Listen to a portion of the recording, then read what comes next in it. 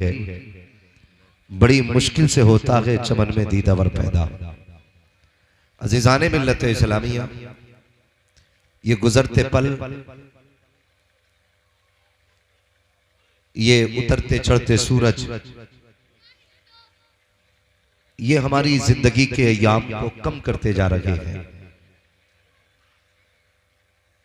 हम लोग 40 साल की उम्र में ये सोच के केक काटते हैं कि हमारी उम्र बड़ी हो गई है, लेकिन जिसकी जिंदगी के 40 साल गुजर गए उसकी उम्र बड़ी नहीं, उम्र घट गई है। यानी जिसे 60 साल जीना था, अब जिंदगी के 20 साल बचे हैं। हमें अपनी जिंदगी के इन गुजरते दिनों को इस तरह से गुजारना है कि जब इंतकाल हो तो अफसोस ना हो, बल्कि शान से ये कहते जाएं कि लहद में इश्क रुखे शह का दाग लेके चले, अंधेरी रात सुनी थी चिराग लेके चले। अपनी जिंदगी को अल्लाह और उसके रसूल की मर्जी के मुताबिक गुजारने की कोशिश की जाए। आज चूंकि ताजदार बगदाद के हवाले से इस अजीम महफिल को सजाया गया, मैं बहुत ज्यादा वक्त आपका नहीं लूंगा। ए बेटे जरा थोड़ा सा खामोश हो जाओ, अल्लाह आपके माँ बाप को सलामत रखे। मैं आपको डांट नहीं सकता, इसलिए कि शरारत ना हो तो फिर बचपने में मजा नहीं आता। ये बचपना भी बड़ा खूबसूरत पल होता है, ये गुजर जाएगा तब एहसास होगा। बस थोड़ी देर, अल्लाह आपको सलामत रखे। बड़े अच्छे बच्चे हैं आप, बहुत गौर से मेरी बात सुनना बेटे, ये आपके भी काम आएगी। आज चूंकि ताजदार बगदाद के हवाले से महफिल सजी है, सिर्फ एक बात आपके गोश गुजार करना चाहता हूं। सरकारे गौसे पाक रज़ी अल्लाह ताला जिस आंगन में आंख खोलते हैं, उस आंगन के दो माली हैं, एक माँ और एक बाप। तकवे में दोनों लाजवाब है। न हजरत अबू साले जंगी दोस्त रहमतुल्लाहि ताला अलैहि के तकवे का कोई गुमान कर सकता है कि कितना आला था, और ना ही आपकी वालदा की पारसाई के बारे में मुकम्मल तौर पर बयान किया जा सकता है। बस इतना समझ लीजिए कि खातूने जन्नत की चलती फिरती तस्वीर गौसे पाक की अम्मी की जात में नजर आया करती थी। और आपके वालिदे गिरामी ऐसे पाए के परहेजगार, आपने कई बार सुना होगा कि एक सेब उठा के दरिया से खाया था, लेकिन दिल ने उसे कबूल करने से इनकार किया था। फिर उसकी माफी के लिए सफर किया और बरसहा बरस तक उसकी माफी के रास्ते तलाश करते रहे। आज हैरत की बात यह है कि ताजदार बगदाद के नारे भी हम खूब लगाते हैं। 11वीं के जर्दे खाते खाते हमारे दांत टूट गए, लेकिन जिंदगी कैसे गुजारनी चाहिए ये आज तक समझ में नहीं आई।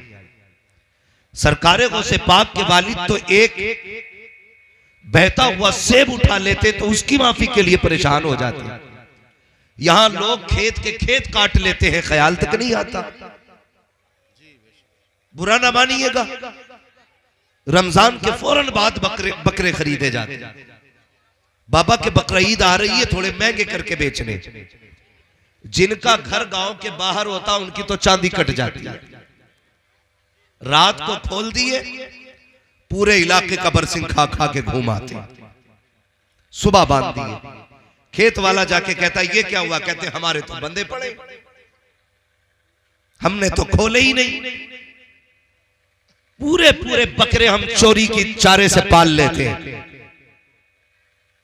और फिर कहते हैं देखो मेरे बकरे के आंख में मोहम्मद लिखा हुआ है।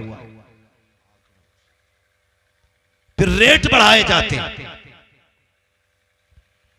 डरे अल्लाह से, अगर तुमने चलते फिरते किसी की खेत के धान की बाल का एक दाना तोड़ लिया और उसको मुंह में रख के तुमने चबाया, करते ना, मुंह में धान का दाना रखा, दांत से उसको खोला, चावल अंदर और छिलका छिलका छिलका बाहर। अगर धान की मैंड पे चलो हजरत, पूरे धोरे के धोरे साफ है। ऐसे हाथ मारता यूं, 2-3 दाने खाए, बाकी यूं। ख्याल कीजिएगा जब कयामत में अल्लाह हिसाब लेगा ना, कितना खाया था यह भी बताना पड़ेगा, छिलका किधर फेंका था यह भी बताना पड़ेगा। कोशिश ये कीजिएगा किसी का एक दाना नाजायज हमारे हलक के अंदर नहीं आना चाहिए, एक दाना भी नाजायज हलक के अंदर नहीं आना चाहिए। जब यही औलाद 12 साल की होने के बाद बाप के सामने जूता लेके खड़ी होती है तो कहते इमाम साहब कैसा पढ़ा रहे हो, लल्ला गाली दे रहा था मुझे। फिर ठेकेदार इमाम साहब हो गए। हमारा बेटा जूता लेके हम पे खड़ा होता है तो जिम्मेदार इमाम साहब हो जाते हैं। मुझे बता तो सही, जब तू कमाने निकला था तब बच्चों के लुकमों का ख्याल किया था? मैं जो इसे खिला रहा हूं ये हलाल का है कि हराम का? जब कंधे पे फावड़ा रख के तू खेत में खुदाई कर रहा था और दूसरे की मैंड काट रहा था, तब तुझे बच्चों के शऊर का ख्याल क्यों नहीं आया? तब क्यों नहीं सोचा किसी की मैंड काटने के बाद इसके अंदर अगर 4 बालें निकल आई और ये नाज में मिल करके मेरे बच्चों के हलक के अंदर जाएगी तो बच्चों की जिंदगी क्या बनेगी? तुझे उस वक्त सोचना चाहिए था कि बच्चों को कौन से लुकमे खिलाने के। जब तू दुकान पर बैठ करके 1 किलो की जगह 900 ग्राम तोलता है, तुझे उस वक्त बच्चों की जिंदगी याद क्यों नहीं आती है? जब तू कपड़े की दुकान पर बैठने के बाद 70 लाइटें लगा करके लोगों को अंधा करके कपड़ा बेचता है, तब तुझे बच्चों का फ्यूचर दिखाई क्यों नहीं देता है? जब तू अपने की बच्चों को हराम की रोजी ला करके खिलाता है, तब तुझे बच्चे याद क्यों नहीं आते हैं? सुन, अपना मौलवी की तालीम से सुधरेगा ना ये तावीज से सुधरेगा। इसको सुधारना था, मजदूरी करके लाता, पसीना बहा के लाता, मगर खुदा की कसम हलाल का लुकमा लाता, हराम का दाना ना लाता। बच्चे तावीजों से नहीं बल्कि बाप की हलाल कमाई से समरा करते। नारे तकबीर, नारे रिसालत, मसलके आला हजरत उलमाए अहले सुन्नत मुफ्ती हम्माद रजा साहिब मुरादाबादी। नारे तकबीर, नारे रिसालत। आदत डालो हलाल की, खबरदार याद रखना एक लुकमा हलक से हराम का नहीं उतरना चाहिए। एक लुकमा भी, अगर एक लुकमा हराम का हलक से उतर गया तो पूरे खून में गड़बड़ी कर देगा जाकर के। सबसे पहला काम यह करना है अपने बच्चों को हलाल के टुकड़े खिलाने। कैसे? हलाल के। एक बात और बता दूं, इलाके की बात है और माहौल भी ऐसा देखा है हम लोगों ने। कभी कभी धान काटने की बारी आती है ना, तो कभी पुलों पे धान कटते हैं तो जहां से उठाने होते हैं ना बंदे को, उधर बड़ा बांध देता है, जो मालिक की होते हैं उधर छोटे बांध देता है। फिर मालिक कहता भाई गिन तेरे कितने हो गए? कहा 70। तो 70 पूलियां बड़ी बड़ी ला रहा उठा के ना, ये चालाकी नहीं है, पड़ी हुई है। तेरे बाप ने छप्पर इसलिए नहीं हटाया, इसने किसी के आंसू तेरे खाने में नहीं मिलाए बल्कि अपने पसीने की हलाल के लुक में पूरी जिंदगी खिलाए। शर्म मत किया करो बाप की मजदूरी पे। लोग ये कहते नहीं नहीं गैरत आती है, रिश्ता होने में रुकावटें आती हैं। हमारी कौम भी कितनी अच्छी है, अगर कोई अधिकारी हो रिश्वत और ब्याज लेता हो तो फटाक से रिश्ता कर दिया जाता है। 1.5 लाख रुपए की इनकम महीने की है, 2 लाख कमाता है, का तनख्वाह कितनी है? का तनख्वाह तो 15,000 है, लेकिन ऊपर की इनकम अच्छी खासी है। ये ऊपर किधर से आता है? नहीं नहीं, ये ऊपर की नहीं होती है, ये टेबल के नीचे से आया करती है। किसी ने कहा ये जमीन नाम करा दी जाए, आपको 50,000 देंगे। किसी ने 1 लाख दिए, कहता मेरे बाप की इनकम देखो महीने में 10 लाख होती है। अरे लानत है ऐसी इनकम पे जो किसी का खून बहा के लाई जाती है, लानत है ऐसी इनकम पे जो किसी को सता के लाई जाए। और यार अगर तेरा बाप रक्षा चला के आता है उसके पैरों में बैठ जाया करो, उसकी खिदमत किया करो, तलवे चूम के कहा करो एहसान है तेरा, तूने हराम के लुकमे रखी खिलाए गए, हमें हलाल के लुकमों से जिंदगी गुजरवाई। ये जरूरी है, हमारी आने वाली नस्ल अपने बाप को कोस रही है। याद रखिएगा, इसकी मेहनत का नतीजा कयामत में पता चलेगा। कयामत में मैं एक भीड़ में अचानक ना एक नौजवान ने मुसाफा किया, उसका अचानक हाथ इतना सख्त था, मैं सोचने लगा पता नहीं किसने लकड़ी हाथ में दे दी। मैंने सबसे मुसाफा किया उनकी आंखें देख के, लेकिन मैंने उसके हाथ देखे, इतने सख्त हाथ थे। मगर जब हाथ देखे ना मुझे दुख नहीं हुआ, खुशी हुई, खुशी हुई। एक शख्स मेरे हुजूर की बारगाह में हाजिर हुए, आका करीम को सलाम किया। मेरे नबी ने फरमाया मुसाफा नहीं करोगे? कहने लगे हुजूर मेरे हाथ आपके हाथ में जाने के लायक नहीं। मेरे आका ने फरमाया क्यों?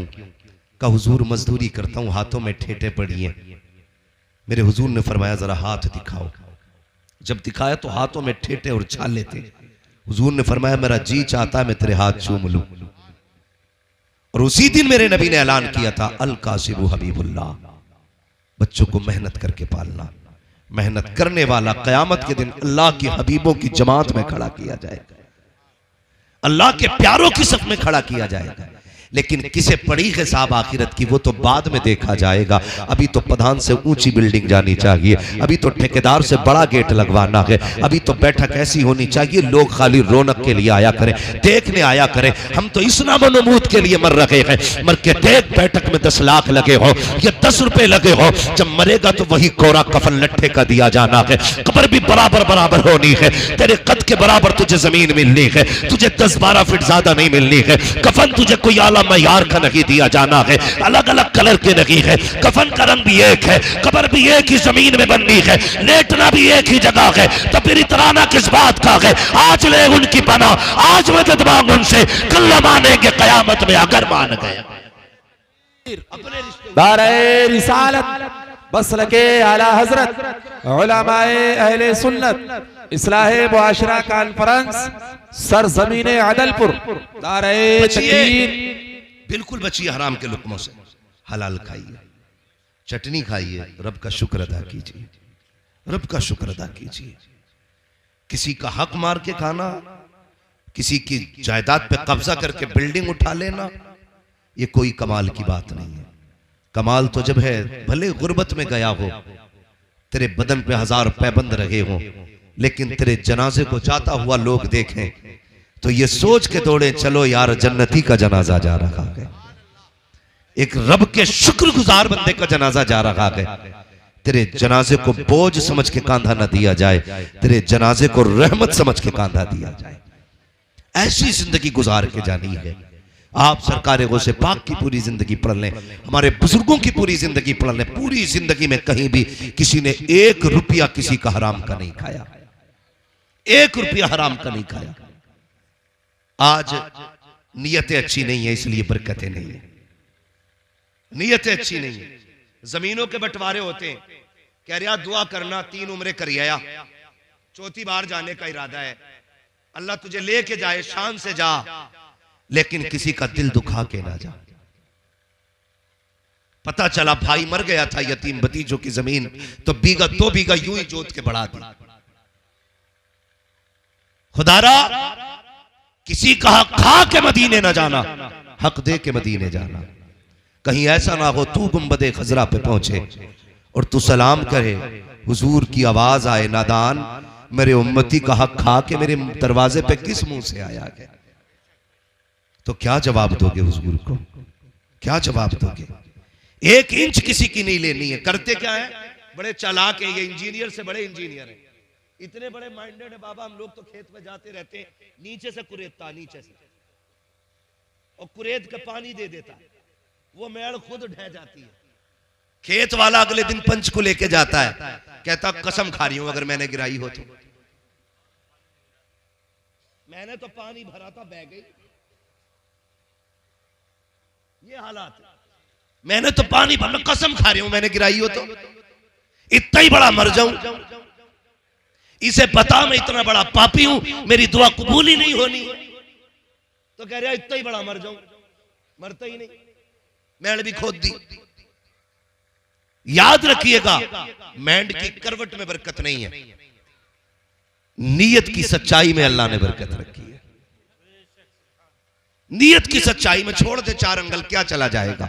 अल्लाह चाहेगा तेरे खेत के बीच हिस्से में तेरे परिवार के लिए बरकत वाले दाने पैदा फरमा देगा। करेंगे इंशाअल्लाह। ट्रैक्टर वाले से कह दें तू घुमा दिए, मैं जा रही हूं, वो मार दे कोने पे कि कितनी भी हटेगी 4 अंगल तो हटा ही लूंगा। कह रहा मेरी गलती ना, ट्रैक्टर वाले से पूछो।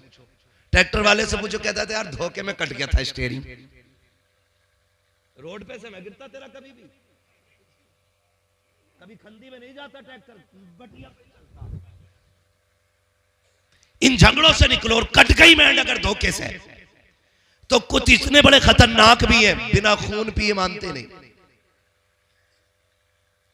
अगर इंच 2 इंच इधर उधर हो गई तो जान के प्यासे क्यों, भाई है तेरा, माफ कर दे। अल्लाह की रजा के लिए तू इसे माफ कर दे, कयामत में मुस्तफा की खुशी के लिए अल्लाह तुझे माफ कर देगा। दिलों में दोनों लोग जगह रखें, नाजायज किसी का कोई खाए नहीं, और कहीं किसी से कमी हो जाए तो दूसरा माफ करने का हौसला रखे। गौसे पाक के वालिद ने एक सेब के लिए बाग की रखवाली की और फिर माफी हासिल की, फिर निकाह हुआ, फिर अल्लाह ने अब्दुल कादिर जिलानी जैसा बेटा अता फरमाया था। अब्दुल कादिर जिलानी जैसा बेटा, और वो भी वो बेटा खुदा की कसम जिसकी नीयत कभी दूसरे के खाने पे आई नहीं, कभी दूसरे के खाने पे जिसकी नीयत नहीं आई। जब माँ बाप अच्छे होते हैं तो औलाद अच्छी हो जाया करती है। आज जो है ना औलाद जो बिगड़ रही है, आखिरी बात, उसकी अहम वजह यह है कि माँ बाप ने औलाद के लिए दुआ करनी छोड़ दी। हमने अपनी औलाद दूसरों के रहम करम पे छोड़ रखी है। ये बहुत बड़ी बात बता रहा हूं आपको, शायद उतर जाए आपके दिमाग में। हम बच्चों का हाथ पकड़ते हैं, बाबा जरा हाथ रख दे, मौलवी जरा हाथ रख दे, अच्छी बात है हाथ रखवाओ, लेकिन याद रखिएगा वो दौर और था जब माँ बाप तहज्जुद में उठते थे, मुसल्ला बिछाते थे, रब की बारगाह में हाथ उठा के कहते अल्लाह मेरे बेटे का नसीबा बुलंद फरमा। तो खुदा की कसम फरमाया गया माँ बाप की दुआ औलाद के हक में ऐसा मकाम रखती है जैसा नबी की दुआ उम्मत के हक में मकबूलियत का मकाम रखती है।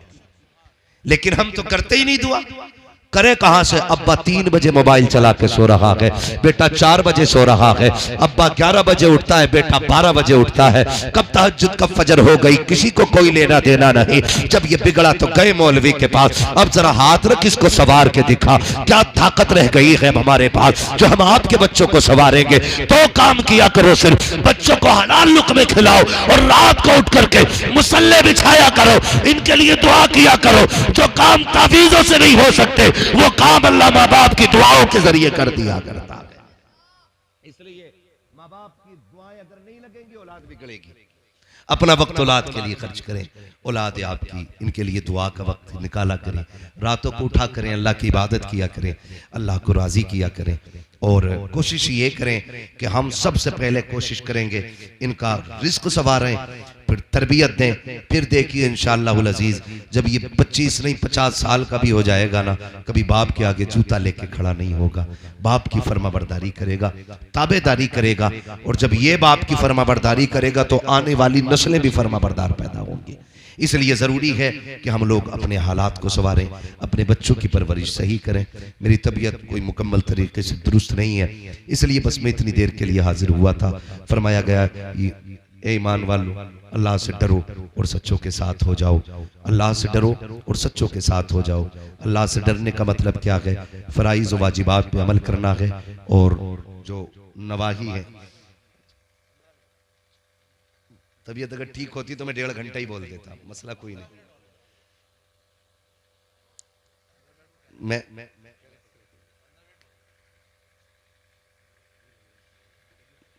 असल में मेरी तबीयत दुरुस्त नहीं, मैं इस वजह से बहुत ज्यादा नहीं बोल पा रहा हूँ, मुझे तकलीफ है। भाई जलसे के लिए चल भाई यार ये मत करो, ये कैमरे लगे इसका फर्क होता है ना। मैं थोड़ी देर और अल्लाह आपको सलामत रखे। थोड़ी देर और मैं अपनी गुफ्तगू को आगे बढ़ाता हूँ। दुरूद पाक पढ़ लीजिए सल्लल्लाहु अलैहि नबी वसल्लम। इसी तरीके से सुनेंगे जैसे आप सुन रहे हैं। जरा जोर से दुरूद पाक पढ़ लीजिए। अल्लाहुम्मा सल्ली अला सय्यदिना व शफीईना व नबीना व मौलाना मुहम्मदिन मअदिनिल जुदी वल करम व आलिहि व सहबिहि व बारिक व सल्लिम सलातो व सलामुन अलैका या रसूलल्लाह सल्लल्लाहु तआला अलैहि वसल्लम। मुकम्मल गुफ्तगू आपको हजरत की सुननी है। बस मैं आखिरी बात बयान कर लूँ। मैं तो ख़त्म करने वाला था क्योंकि मुकम्मल गुफ्तगू हजरत की होनी है। अब हुक्म है इन उलमा का, तो मैं थोड़ी सी बात आगे बढ़ा लूँ। एक बात तो ये हो गई कि हलाल लुक़्मे खाने। दूसरी बात एक और मैं बताऊँ, एक करामत और सरकार गौसे पाक के हवाले से आपने ये बात बार बार सुनी है कि गौसे पाक जब परदेश जा रहे थे तो माने कुछ सिक्के आपकी सदरी में रखे थे। सुना ये वाकया? डाकू वाला वाकया सुना है? जिन्होंने सुना वही बोले, जरा सुना है? माशाल्लाह, ये नौजवान जो बेचारे दीन से दूर हैं, अल्लाह ने दीन की समझ अता फरमाए। जितने लोगों ने सुना वो जरा बोले सुना है? नहीं वाकया बार बार आपने सुना होगा, लेकिन उसमें एक बात आपको मालूम है? घर से जाने लगे थे, माँ ने सिक्के भी रख दिए थे। अगली बात ये कही थी, बेटे हाथ में हाथ दो, एक वादा करो कभी झूठ नहीं बोलना है। बात हुई थी ये? बोले जी हुई थी बात। सरना गिलाई। अब तो पढ़े लिखे लोगों का दौर है, वो तो चले ही गया दौर जब आदमी धूप छांव देख के टाइम का फैसला करता था। तो माँ ने कहा बेटे झूठ नहीं बोलना है। गौसे पाक ने मां से वादा लिया। फिर क्या हुआ? काफिला आगे गया, डाकुओं ने घेरा, सबको लूटा। आखिर में कुल मिला के बात ही आई, गौस पाक को भी बुला लिया। पूछा तुम्हारे पास क्या है? कहा सोने के सिक्के। किधर हैं? सदरी में। कहा हमें तो नहीं मिले। कहा सिलाई उधेड़ोगे तो मिल जाएंगे। तो सरदार ने कहा झूठ क्यों नहीं बोला, बच जाते। गौसे पाक फरमाते घर से चला था तो मां से वादा किया था। का सिक्के तो बच जाते लेकिन मां से किया हुआ वादा टूट जाता। अब 11वीं खाने वालों, गौसे पाक का नाम लेने वालों, जरा दिल पे हाथ रख के बताओ सुबह से शाम तक कितनी बार मां से झूठ बोलते हो? कितनी बार? लल्ला कहां जा रहा? कहीं नहीं, गायब। क्या है तेरे हाथ में? कुछ नहीं। जबकि बीवी के लिए सोम पापड़ी लेकर आ रहा है। थैले में क्या के खाने के बर्तन, जबकि सेबों की पुटलियां नीचे रखी है। कितनी बार झूठ बोलते हो मां से? शाम के वक्त किसी यार का फोन आ जाए, किधर है? कि घर हूं। मां ने दस्तरखान बिछा रखा है। कहा जल्दी आ, तुम घर से निकले। मां ने कहा किधर? कहा बस अभी आया। ये कह के निकल गए। तुम्हारे 9 बज गए रात के, पलट के नहीं आए। 11 बज गए रात के, पलट करके नहीं आए। तुम तो अपने यारों के साथ खड़े होकर के चौराहे पर पकौड़ी समोसे खाते रहे, नाश्ते पे नाश्ते करते रहे। तेरा पेट तो गधे की तरह नाक तक भर जाता है यारों के साथ। लेकिन भूल गया जब तू घर से चला था, मां ने कहा था बेटे किधर जा रहा है? कब? बस अभी आ रहा हो। तुमने बस कह के गए थे, 11 बजे तक नहीं पलटे। तुम मस्तियों में रहे, लेकिन माँ की मस्तियां खत्म हो चुकी थी। माँ का करार जा चुका था। माँ कभी दरवाजे पे, कभी दस्तरखान पे कहती थी अब तक क्यों नहीं आया?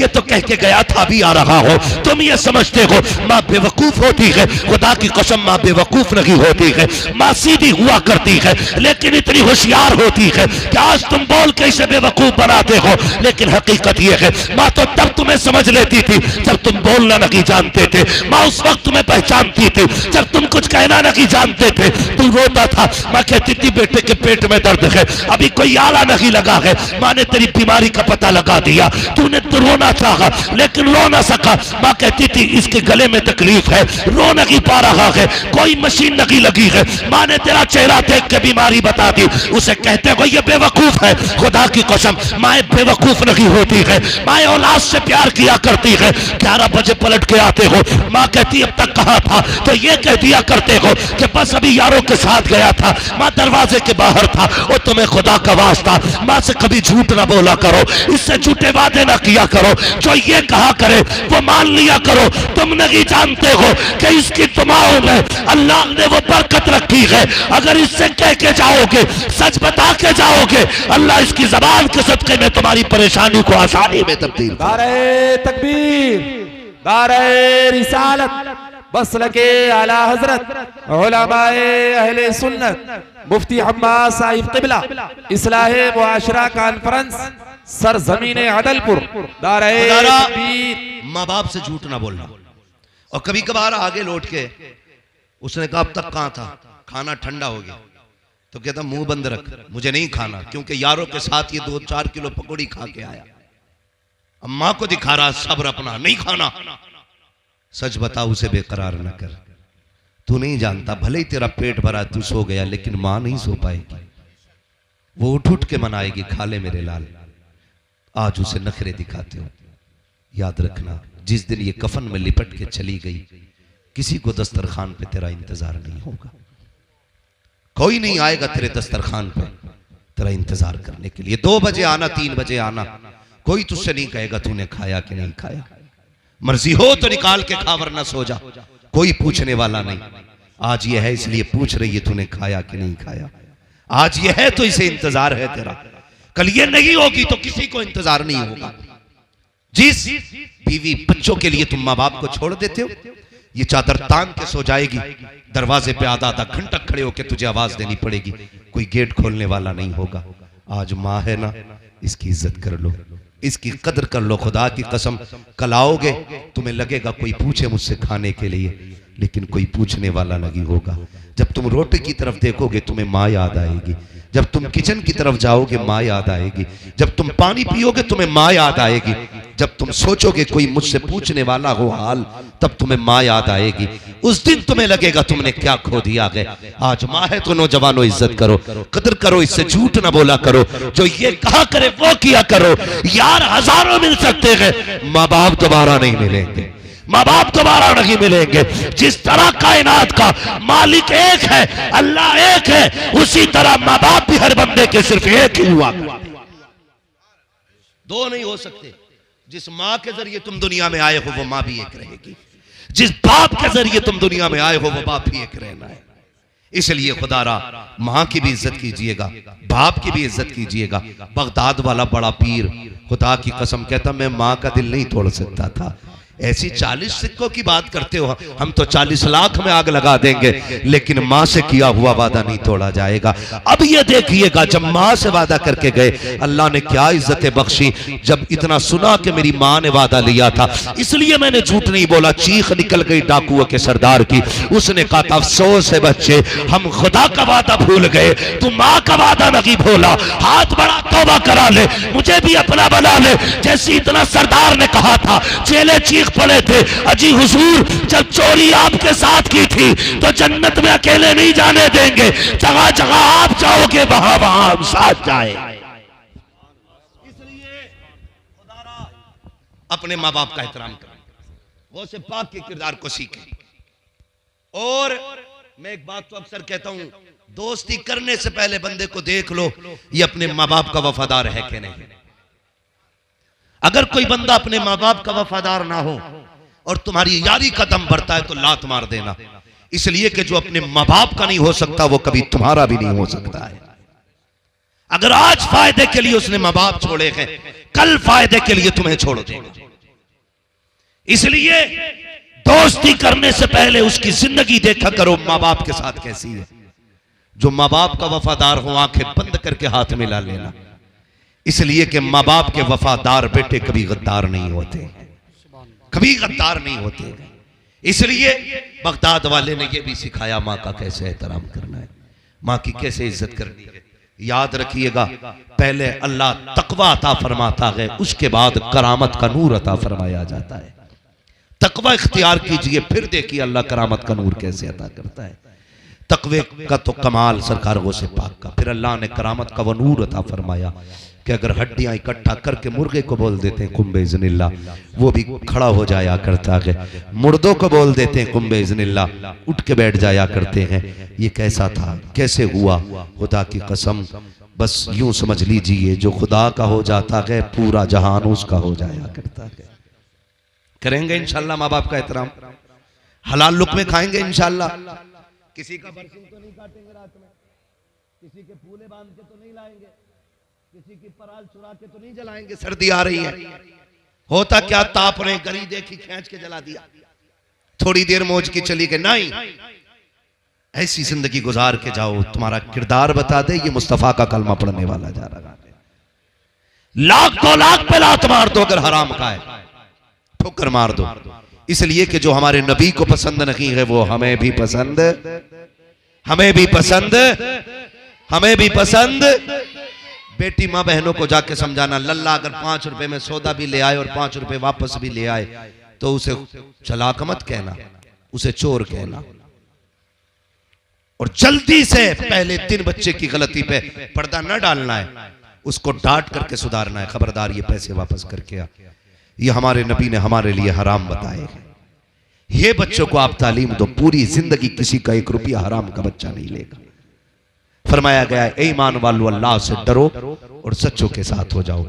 अल्लाह से डरोगे, सच्चों के साथ रहोगे, इंशाअल्लाह मर के देखोगे, कब्र में पहुंचोगे, तुम्हारी कब्र को तुम्हारे आने से पहले बुक़े नूर बना दिया जाएगा। पहले ही तुम्हारे आने से तुम्हारी कब्र को जन्नत की क्यारी बना दिया जाएगा। बस जो हुए अगलात उनको माफ फरमाए रब्बे कायनात। जिंदगी ने दिया साथ, फिर होगी मुलाकात। चमन रहा फूल खिलेंगे, जिंदगी रही फिर मिलेंगे। मुसाफिर हैं हम भी, मुसाफिर हो तुम भी, किसी मोड़ पर फिर मुलाकात होगी। फकीरान आए सदा कर चले, सदा खुश रहो ये दुआ कर चले। सारे लोग कलमा शरीफ पढ़ लीजिए, ला इलाहा। ऐसे नहीं, ऐसे नहीं, जैसे सुनना है वैसे पढ़िएगा, जोर से पढ़े, ला इलाहा मुहम्मद रसूलुल्लाह व मा अलैना इल्लल बलाग। अस्सलामु अलैकुम व रहमतुल्लाहि व बरकातुहू।